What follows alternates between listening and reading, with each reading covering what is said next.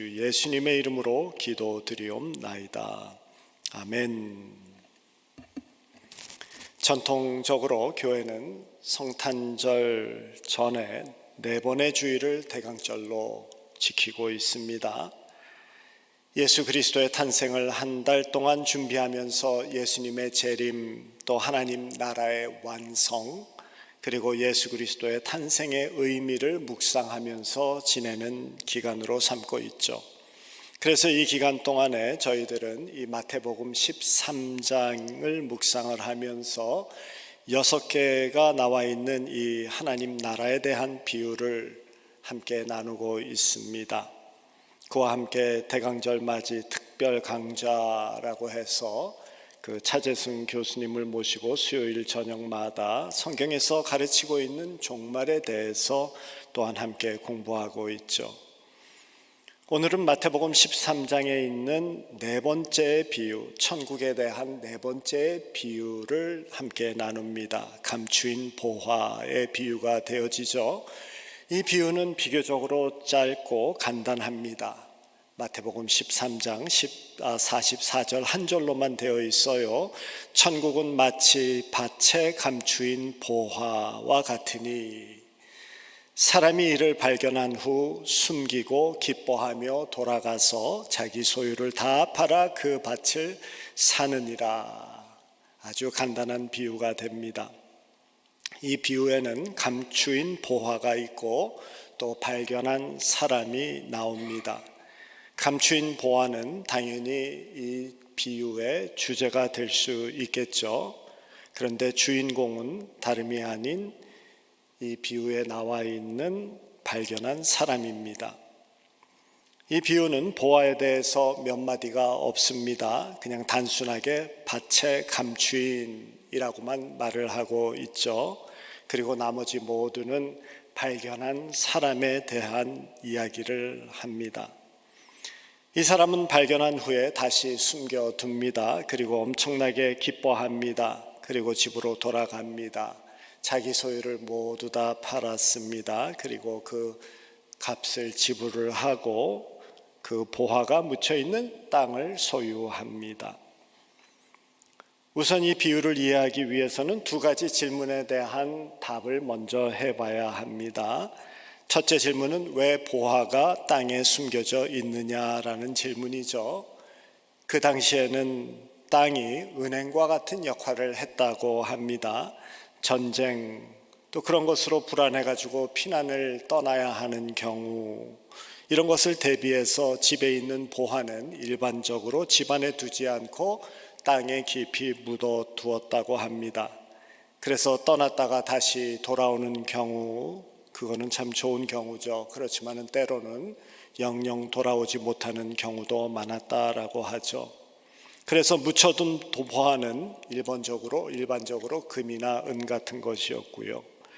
아직도 중동 지역에서는 오래된 금, 동전 등이 담겨져 있는 그러한 종지나 또는 항아리들이 땅속에서 간혹 발견되어진다고 합니다. 마태복음 25장의 달란트 비유를 우리가 잘 압니다. 거기에서도 보면은 무익한 종이 자기 달란트를 잃어버리지 않기 위해서 어디에다 묻어둡니까? 땅 속에 묻어두죠. 보화를 땅에 묻어두는 것은 일반적인 경우였다라는 것입니다. 둘째 질문은 땅에서 찾은 보화는 그 땅의 주인에게 소유권이 있지 않느냐라는 질문이 되겠습니다. 모르는 채 하고 보화를 다시 묻어둔 후에 그 땅을 구입하는 것은 비도덕적인 행위가 아니냐라는 질문이죠.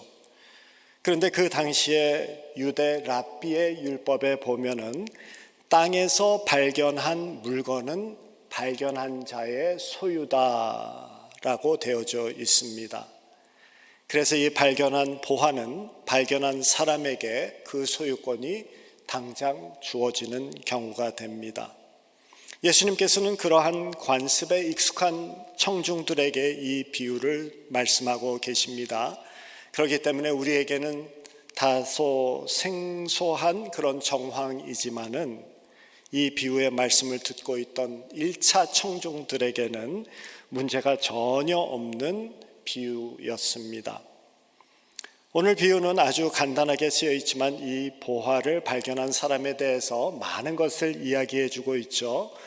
이 사람은 우선 밭의 주인이 아닙니다. 주인이었다면 그 땅을 구입할 이유가 없었을 것입니다. 그래서 이 사람은 자기 밭을 기경하는 자작농이 아닌 그 당시에 흔히 있었던 남의 밭을 빌려서 농사를 짓는 소작농이었다라는 거죠. 소작농은 추수 후에 약속된 일정량을 땅 주인에게 주고 나머지는 자기가 갖는 경우입니다. 그래서 그런지 이 사람은 무척이나 열심히 밭을 기경했습니다. 일반적으로 숨겨진 보물이 적당하게 해가지고는 드러나는 경우는 쉽지 않죠. 그래서 열심히 기경을 합니다. 그리고 이 보화는 부피가 꽤 크던지 아니면 무게가 상당하던지 하여간에 거기서 끄집어낼 수 없는 그런 경우인 듯 합니다. 작았으면 발견한 자의 소유가 당장 그에게 있기 때문에 그냥 주머니에다 집어넣고 아마 떠났을 것입니다. 그러나 그렇게 할 수 없을 정도로 크기가 크던지 무겁던지 했던 경우입니다. 말하자면 엄청난 가치의 그런 보화를 발견했다라는 의미가 되겠습니다. 그리고 당시의 법으로 발견함과 함께 소유가 주어지죠. 그래서 이 사람은 그 발견한 보화가 자기 소유임에도 불구하고 그 땅을 구입을 합니다. 두 번의 과정을 거치는 거죠. 한 번은 은혜로 그 보화가 자기의 것이 되었습니다. 발견한 그 순간이죠. 정말 은혜로 주어졌습니다. 그러나 그것을 진정으로 누리기 위해서는 다시 자기 것으로 자기화해야 되는 과정이 있는 것이죠. 그래서 이 보화의 가치를 알고 있기 때문에 자기가 가지고 있는 모든 것을 다 팔아서라도 그 보화를 자기 것임이라는 것을 확인하기 위해서 그 땅을 구입을 하죠. 그런 후 이 보화를 다시 팔아서 잘 먹고 살았다라는 내용이 쓰여져 있지 않습니다. 그 보화가 얼마나 귀하고 귀한지 그 보화 있는 땅을 소유하고 그 기쁨을 누린 것 같습니다. 이제 이 사람이 그 땅 속의 보화를 어떻게 인식을 했을까, 어떻게 발견했을까라는 질문을 해봅니다. 눈으로 본 것도 아니고 만져본 것도 아니었죠. 사람은 주위에 무엇이 있는지를 인식하는 방법이 정해져 있습니다. 일반적으로 5가지의 감각을 통해서 정보를 취입한 후에 분석을 해서 인지합니다. 우리가 흔히 말하는 흔히 말하는 오감이죠. 시각, 청각, 미각, 후각, 촉각을 말합니다. 이 오감 중에서 압도적인 감각이 하나 있는데 그것은 시각이라고 합니다. 후각은 근거리에 있는 것, 그것은 감지할 수 있습니다. 그러나 떨어져 있는 것은 후각으로 감지가 되어지지 않죠. 그리고 냄새를 맡아도 사실 정확하게 분석을 할 수 없습니다. 우스갯소리지만 말하자면 청국장과 배설물이 잘 구분이 되지 않죠. 둘 다 고약합니다. 후각은 그렇게 분별력에 있어서 부정확해서 상당히 제한적입니다. 그런데 후각보다도 더 제한적인 것은 미각입니다. 이것은 반드시 혓바닥에 닿아야만 그 맛을 구분할 수 있죠. 익숙한 맛이 아닌 경우에는 무엇을 먹었는지 그것만으로는 분별이 쉽지 않습니다. 그래서 미각은 후각보다도 더 제한적입니다. 촉각도 마찬가지로 상당히 제한적이죠. 몸에 닿는 것만 느끼게 됩니다. 거의 그것이 무엇인지 닿는 것만 가지고 구분할 수가 없습니다. 그래도 청각은 좀 낫습니다. 멀리 있어도 소리를 들으면은 이게 멍멍 짖는 개인지 아니면은 사람인지가 구분이 됩니다. 그런데 문제는 여러 가지 소리가 함께 들려올 때 구분이 안 됩니다. 한 사람이 말하는데 기차가 지나가고 옆에서 개가 짖고 있다라고 하면은 그 사람이 무슨 말을 하고 있는지 전혀 알아들을 수가 없습니다. 이것도 어느 정도 제한이 있습니다. 그래서 우리에게 가장 압도적으로 우리의 상황을 인식하는 데 도움이 되어지는 정보를 제공해 주는 것은 시각 정보라고 하죠. 여러 가지가 함께 있어도 다 구분을 할 수가 있습니다. 멀리 있어도 인식을 할 수가 있습니다. 그래도 정확하고 제한적입니다. 그런데 오늘 비유에서는 천국은 감추어진 보화다라고 우리에게 말씀합니다. 천국은, 이 보화는 인간의 오감으로부터, 인간의 인식 능력으로부터 숨겨져 있다라고 우리에게 가르칩니다. 그래서 이것은 전적으로 은혜입니다. 천국은, 이 보화는 시각, 촉각, 청각, 미각 이런 것으로부터 그런 것 가지고 찾아낼 수 있는, 인간의 방법으로 이해되거나 인지되어지거나 찾아서 우리가 소유할 수 있는 것이 아니다.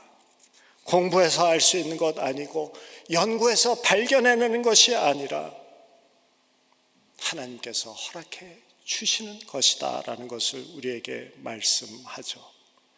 그저 주어진 은혜다.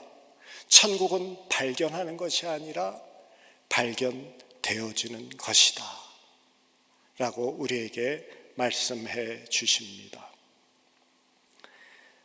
밭의 의미는 마태복음 13장 첫 비유에서 그 네 종류의 밭에 떨어진 씨의 비유에서 예수님께서 벌써 설명해 주셨습니다.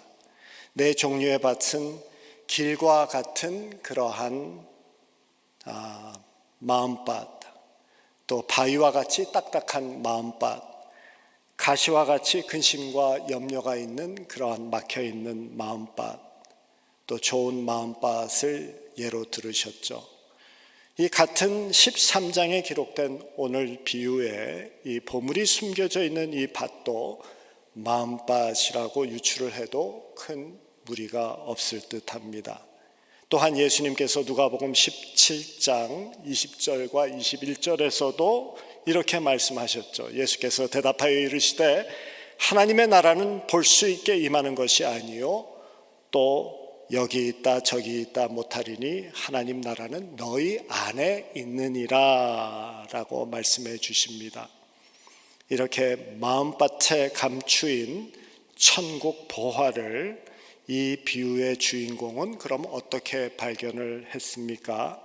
그는 마음밭을 기경을 했습니다.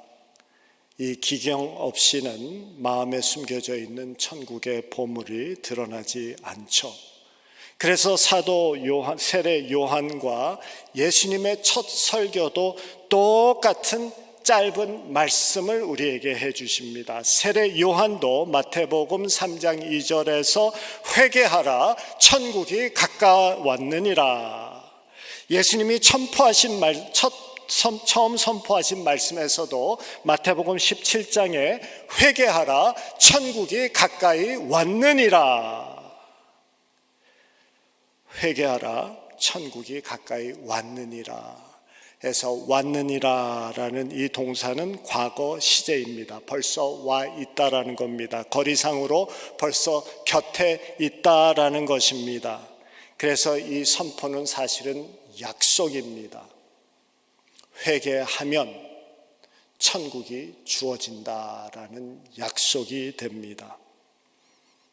천국은 마음을 기경하는 회개를 통해서 발견되어집니다.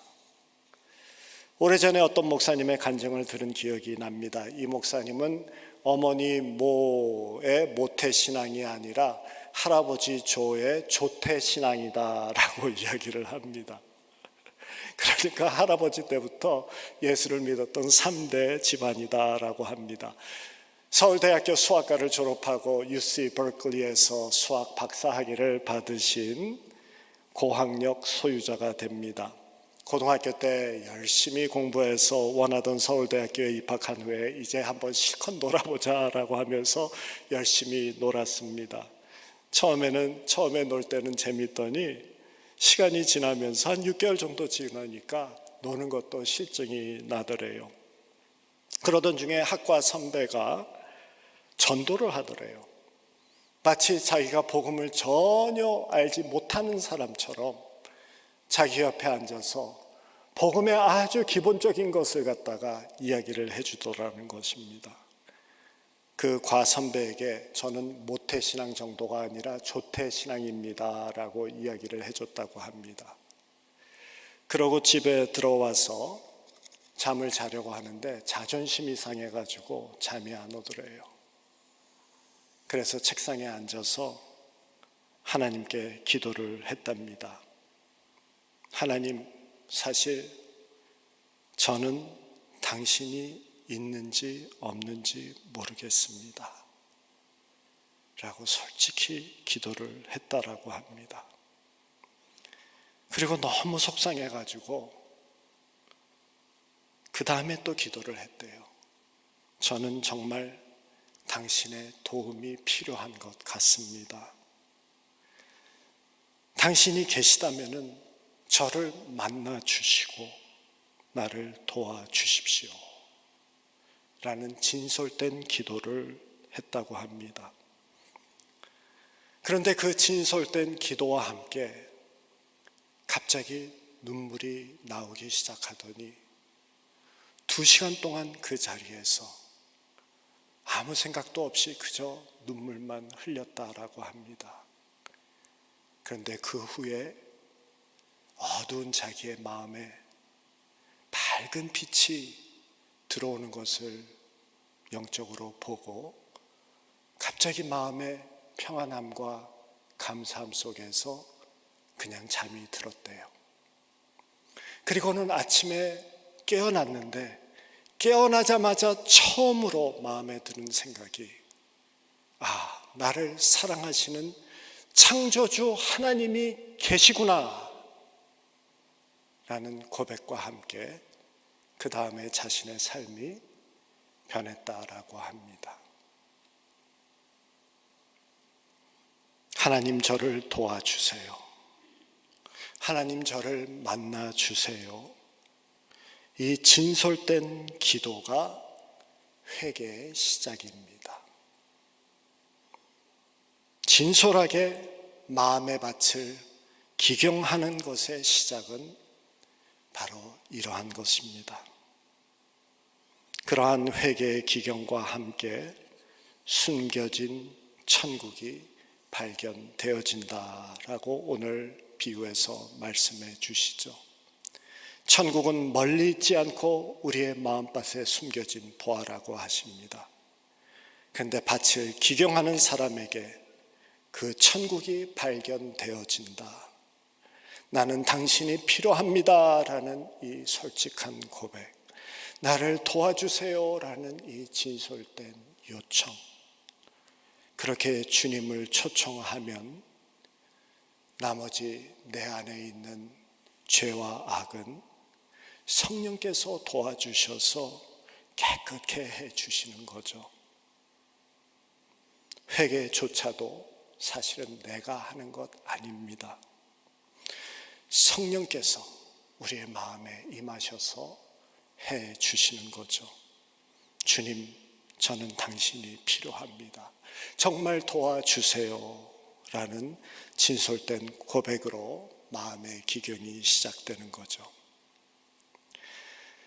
여러분들 중에서 오늘 설교를 들으시면서 창조주 하나님이 계신지 안 계신지 아직도 확신하지 못하신다면 그저 솔직한 고백이 있으시기를 원합니다. 여러분들 중에서 아직까지도 창세기 1장 1절을 넘어가지 못한다라고 하면은 하나님께 솔직히 고백하시기를 요청합니다.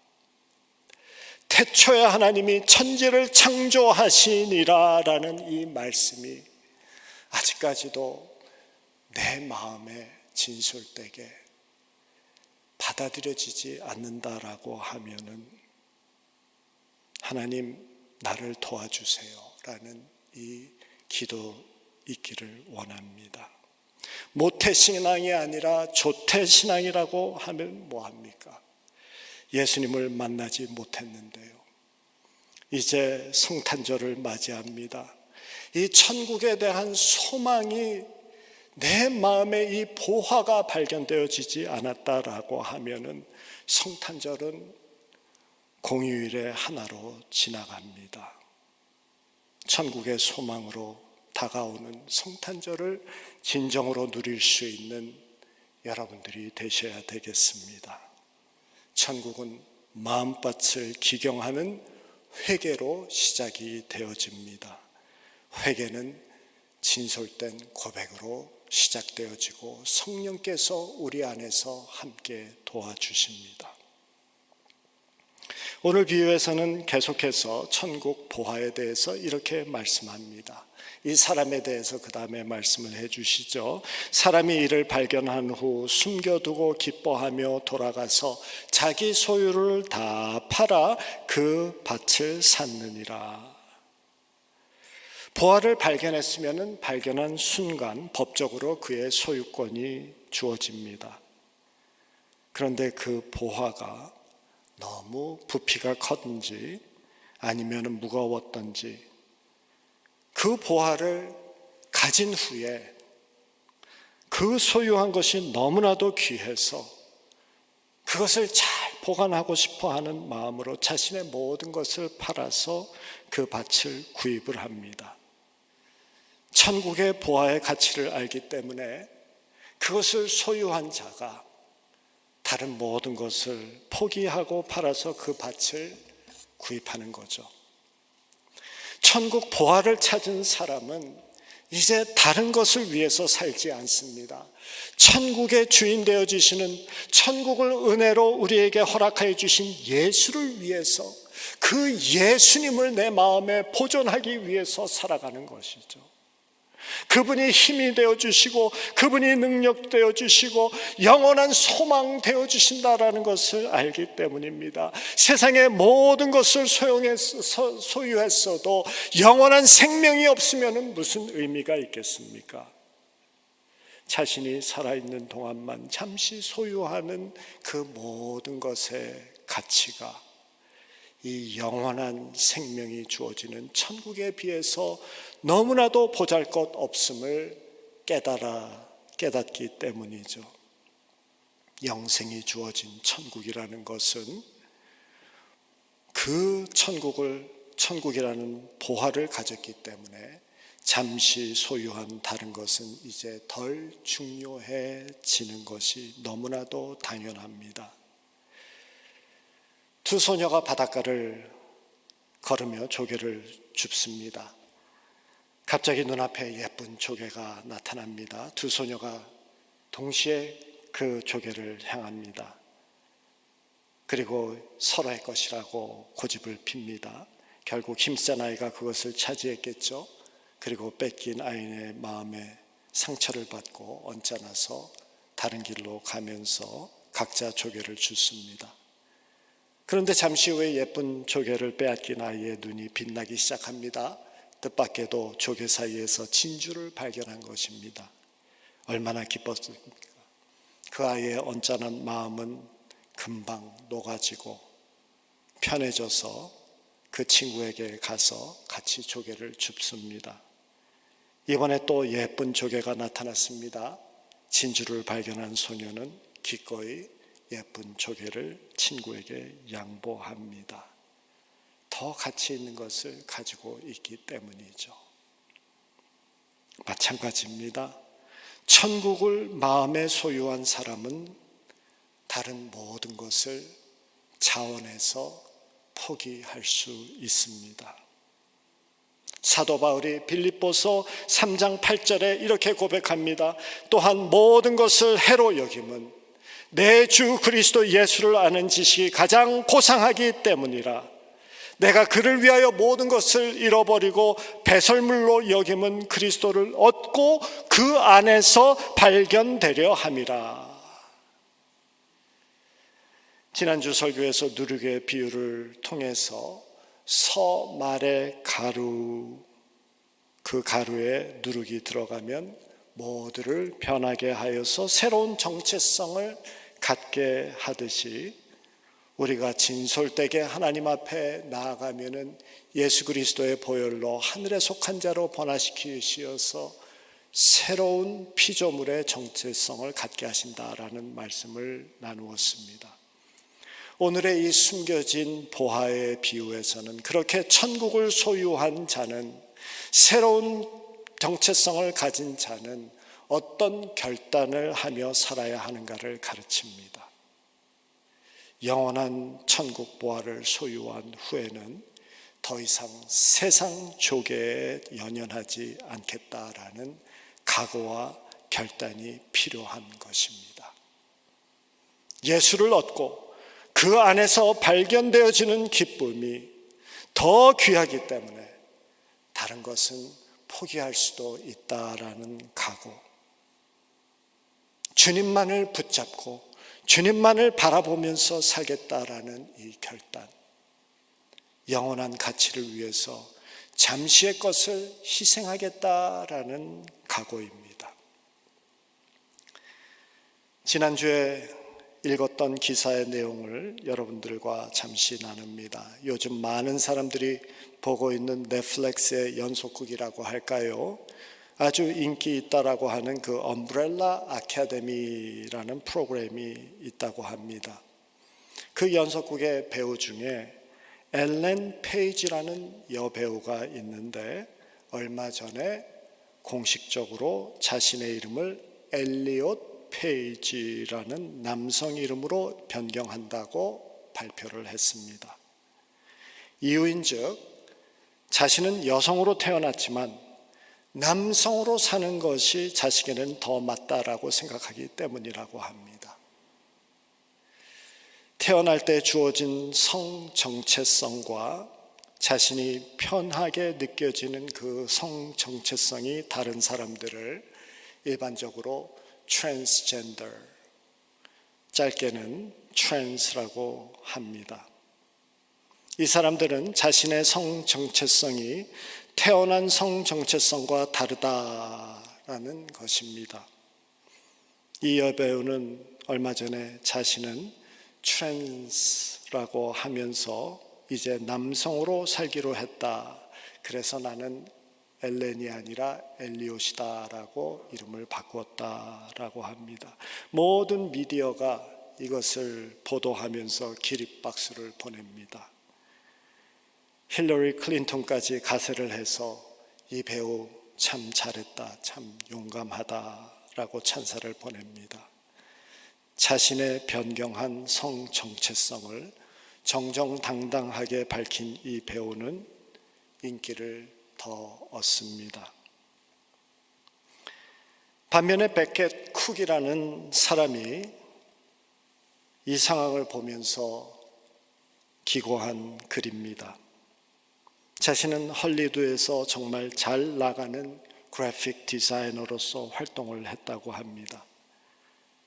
그리고 오랜 세월 동안 동성 연애자로서 살았다고 합니다.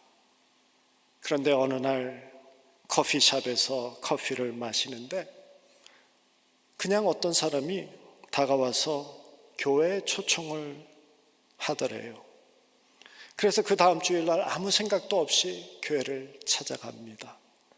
동생 연애자이고 무신론자로서 교회에 들어갔는데 2시간의 예배를 마치고 나왔을 때에는 예수를 사랑하는 중생된 그리스도인으로서 그 교회를 걸어 나오면서 눈물을 흘리고 있었다라고 합니다. 그 이후로 동성애자라는 정체성을 버리고 중생한 기독교인으로서 살아갑니다. 그래서 먼저 직장에 가서 이제는 나는 동성애자가 아닙니다. 중생한 그리스도인입니다 라고 자신의 변화된 정체성을 밝혔습니다. 그런데 그렇게 우대받았던 직장에서 얼마 후에 쫓겨납니다. 그때까지 잘 지내던 친구들로부터 자신이 밝힌 변화된 정체성, 이것 때문에 따돌림을 받습니다. 베켓 쿡이라는 사람이 질문을 합니다. 자신의 변화된 정체성을 밝힌 엘렌 페이지는 찬사를 받는데 똑같이 자신의 정체성을 밝힌 자신은 차별을 받는 세상입니다 라는 글을 씁니다. 천국 백성으로 살아가려면 희생을 각오해야 되는 세상에 우리가 살고 있습니다. 예수님 그 말씀대로 살려고 하면 세상으로부터 거부를 당하는 시대입니다. 세상은 인권이라는 명목하에 죄악을 우대시해주고 있습니다. 요한복음 15장 17절의 말씀입니다. 너희가 세상에 속하였으면 세상이 자기 것을 사랑하거나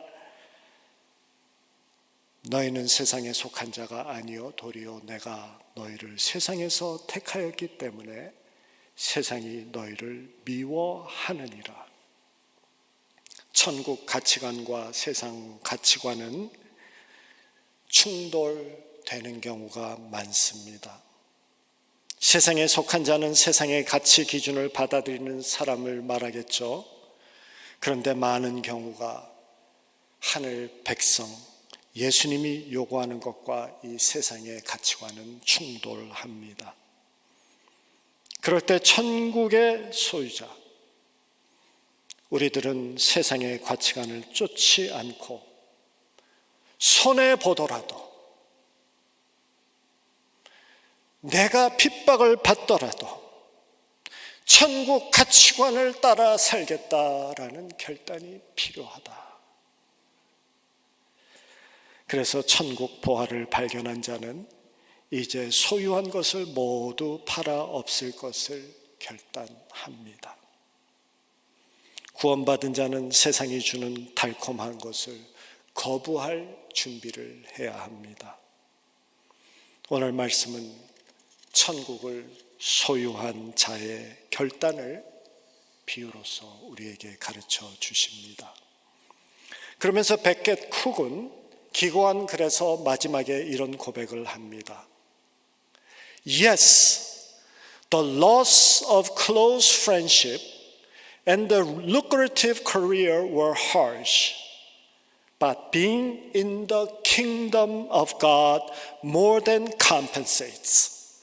I am royalty, an heir of God, and fellow heir with Christ.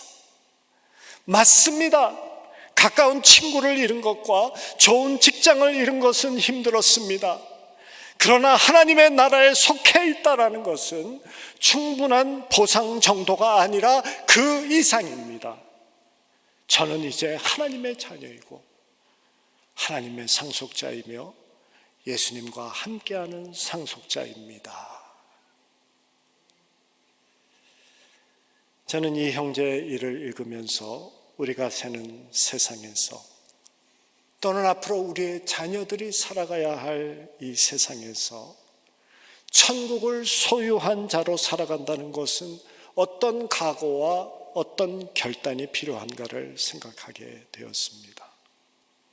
천국에 속한 자로 살려면은 세상의 것을 포기하고 희생할 수도 있다라는 것을 알고 각오하고 준비해야 된다는 것입니다. 예수님의 오늘 비유의 말씀은 천국을 소유한 자, 그 자가 가져야 할 각오와 결단을 우리에게 가르치고 있습니다. 양다리를 거치면서 천국의 기쁨을 유지할 수 없음을 우리에게 말씀하고 계십니다. 한 남자가 한 여자를 사랑한다라는 것은 그 땅의 모든 여인을 포기한다는 뜻이 됩니다. 그래야 사랑의 의미가 있죠. 진주를 발견한 사람은 더 이상 조개 껍질에 연연하지 않습니다. 태양을 발견한 사람은 더 이상 촛불을 켜지 않습니다. 과연 우리는 이 감추어진 법에 천국의 가치를 인정하고 또한 결단이 있는 삶을 사십니까? 보배이신 예수 그리스도를 그만큼 소중히 여기면서 이 성탄절을 맞이하십니까? 그분을 위한 희생에 대한 각오와 결단이 우리에게 있습니까? 예수 만난 것이 너무나도 좋아가지고 아직 감사의 눈물이 우리 안에 담겨져 있습니까? 오 예수님, 오직 주님만의 나의 힘 되어 주십니다 라는 이 고백 있습니까? 말씀을 맺습니다. 아이들에게는 무엇인가 마음에 안도감을 주는 물건이 있다고 합니다. 그것이 베개일 수도 있고 또는 인형일 수도 있고 또는 이불 조각일 수도 있습니다. 특별히 잘 때 그것을 붙들고 잠을 자야만 마음의 안도감이 생겨서 잘 잘 수 있다라고 하네요. 우리 딸아이에게도 그런 이불 조각이 있었습니다. 그래서 손에 꼭 그 이불을 쥐고 잠을 듭니다. 한 번은 잠에 푹 들었겠거니 생각을 해서 그것을 갖다 이렇게 꼭 잡고 있는 손을 빼려고 했어요. 그랬더니 제가 좀 심하게 빼니까 애가 눈을 뜨고 울더라고요. 그런데 그 딸아이가 그것을 놓고 자는 것을 보았습니다. 엄마 품에 안겨가지고 누워서 잠들었는데 붙들고 있던 그 조각을 놓더라고요. 우리에게는 이 천국을 발견하고 소유한 자로서 여태껏 이 안도감을 가져다 주었던 이 세상 것까지도 놓을 수 있는 그런 하나님의 사랑을 느끼고 사는 자들입니다. 오늘 비유의 말씀은 우리에게 너희들에게 그 사랑이 너희 안에 있느냐라고 질문합니다. 영원한 천국 보화를 발견한 사람은 그 보화를 소유한 그 기쁨으로 인하여서 전까지 지내고 있는 세상의 모든 것을 포기하는 것 마다하지 아니한다. 그리고 그런 결단과 그런 각오로 이 세상을 살아간다라고 하십니다. 이제 성탄절을 맞이합니다. 공휴일이 아니라 천국 보화를 소유한 진정한 성탄절을 맞이하시는 저와 여러분 되시기를 주님의 이름으로 축원합니다.